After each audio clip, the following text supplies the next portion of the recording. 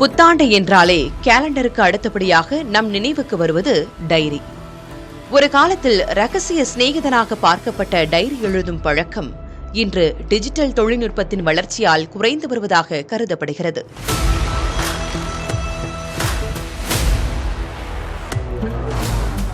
ஆனால் அச்சு வடிவிலான டைரிகளின் மவுசு இன்னும் குறையவில்லை என்பதே நிதர்சனம்.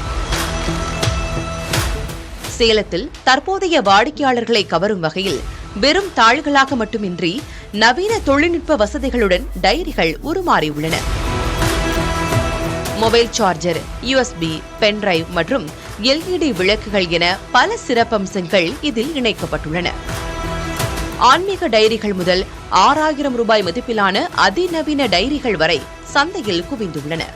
தொழில்நுட்பம் எவ்வளவு வளர்ந்தாலும் காகிதத்தில் குறிப்புகளை பதிவிடுவதே தனி சுகம் என்கிறார்கள் டைரி பிரியர்கள். USB போர்ட்ல இருந்து டார்ச் லைட் எல்லா ஃபெசிலிட்டி, பென் டிரைவ் எல்லாமே அதுல வந்துருது. ஸோ அதுக்கு தான் மோகம் அதிகமா இருக்கு கார்பரேட் பீப்புள் கிட்ட.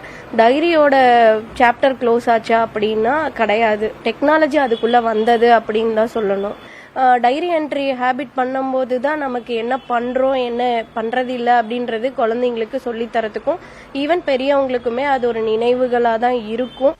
பழைய நினைவுகளை பொக்கிஷமாக பாதுகாக்க துடிக்கும் பலருக்கு இன்றும் டைரிகளே முதல் தேர்வாக இருக்கிறது. புதிய தலைமுறைக்காக ஒளிப்பதிவாளர் சதீஷுடன் செய்தியாளர் மோகன்ராஜ்.